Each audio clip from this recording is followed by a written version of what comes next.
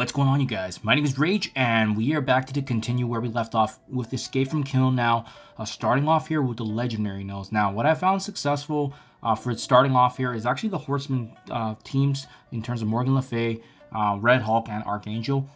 They're honestly the best combination here, in my honest opinion, to go through it in terms of what you'll see. So, got the attack order here for your guys' reference, but what I also did is I actually tweaked my Red Hulk and I gave him an ISO 8 healer. As you'll see, just providing some support. But we're going to start things off here with Red Hulk's ultimate.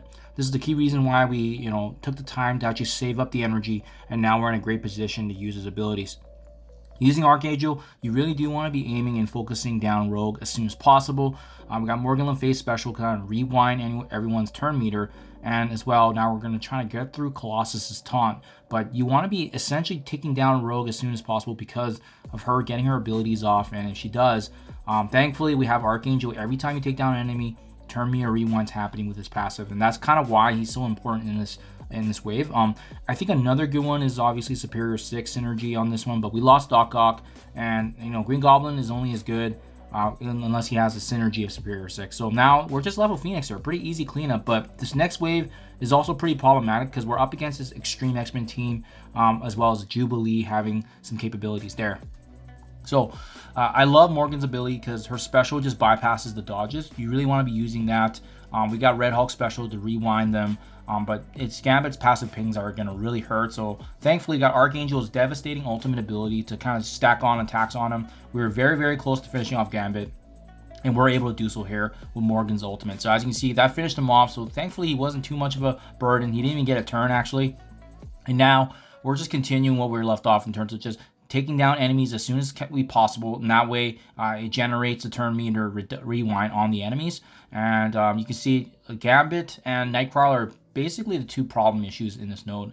Now, I really enjoyed having Red Hulk being the ISO 8 healer because he's getting more turns when he gets attacked with the charges, and in doing so, that ISO 8, as you can see, the healer is healing up our Horseman team. We're going to be needing this team later on, as you'll see, but this is how you can get them kind of ready in that position, especially with this being the start of the Legendary section.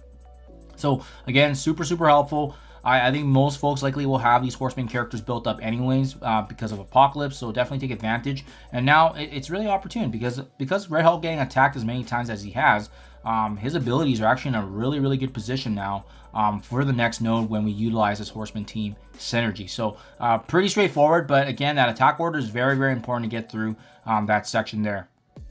Next up is in the Legendary section, we do try to switch things up here, try to conserve our Horseman team because they're better saved actually for that Undying team that's next. So I personally recommend bringing in Omega Red, Nova. We also have Black Cat in this node. There's a lot of control, which is important as you'll see with the enemies that we're up against. So how I started things off anyways, I think controlling Robbie is really big. But the problematic one with this node was we're up against another Black Cat and the Secret Defenders. So that's why this one's really tricky. So we go use the special following that with Nova here on Green Goblin Classic. And now we're just playing our biting game, right? We're taking down our enemies slowly but surely.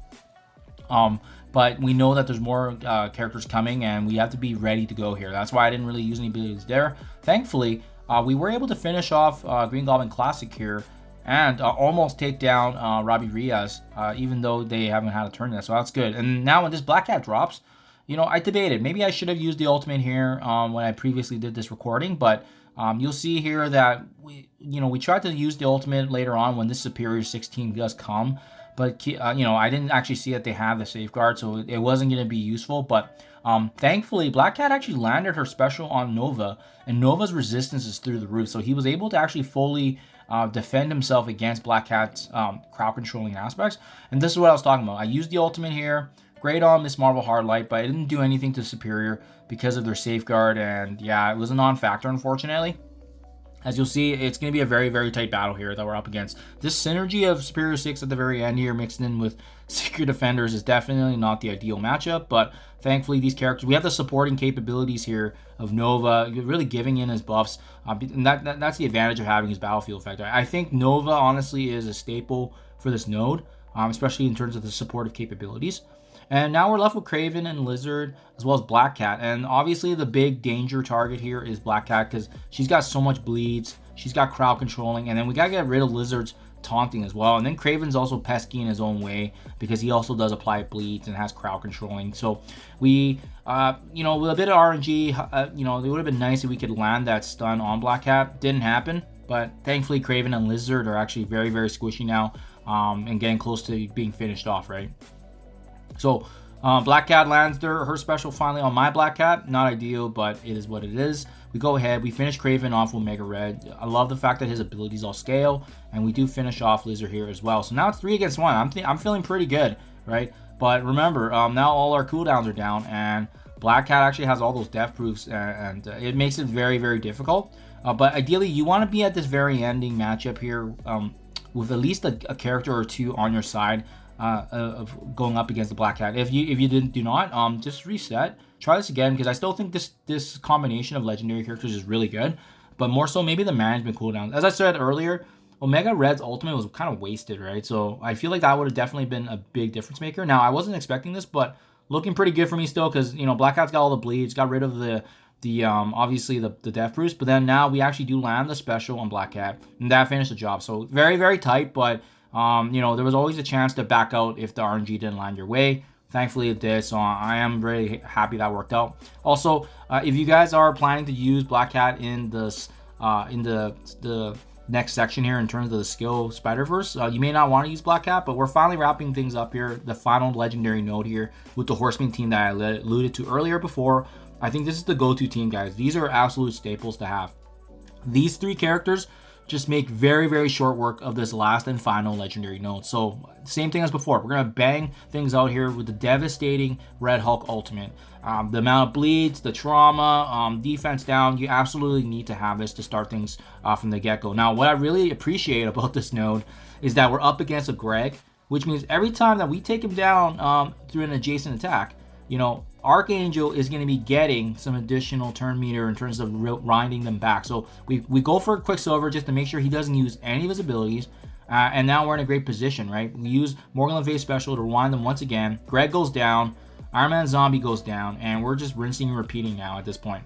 So you can see how easy it is because Archangel is actually keeping these characters at bay. Even though Greg going down actually helps out Hela, it doesn't really matter because we're controlling the matchup here.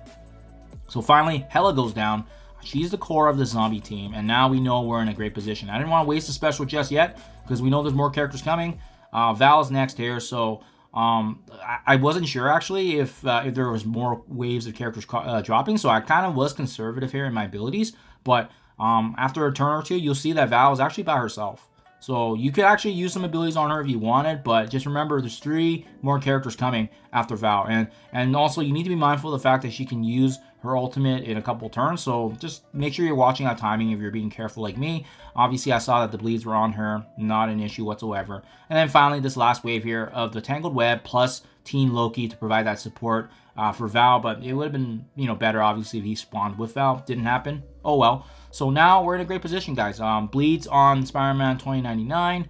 We know he's going down. Spider-Weaver was able to get her abilities off, unfortunately, so the charges are a little annoying, but I love Morgan Le Fay's special once again. It doesn't matter if the charges are up or if she's blinded, the special always goes through and giving us that opportunity here now to take advantage of these weak enemies that we're up against. So Spider-Weaver is just drawing and wasting time. It is what it is, but we're gonna be able to do this. I thought Archangel's ultimate would be able to land on it, but I forgot it's not unavoidable, so wasted ult there, but it's not an issue because we know we're going to be able to rock this anyways once the charges go down, which I do right now, and now we can actually have a full blast again once with Red Hulk being the main character for these legendary nodes. I highly, highly recommend, guys. I think the Horsemen are the best characters to go through this. I don't know if they would have been as effective in the previous node, but for sure, the first legendary node and the last legendary node, they were absolute rock stars. So hopefully this helps you guys out. I am on 3 more nodes, just wrapping up here now to sell 40, the goal of the Diamond GWENOM. Thank you for following along. I'll be out with the last and final video pretty shortly here. Thank you for your time as always, guys. Hope this has been helpful, and I'll catch you guys in the next one.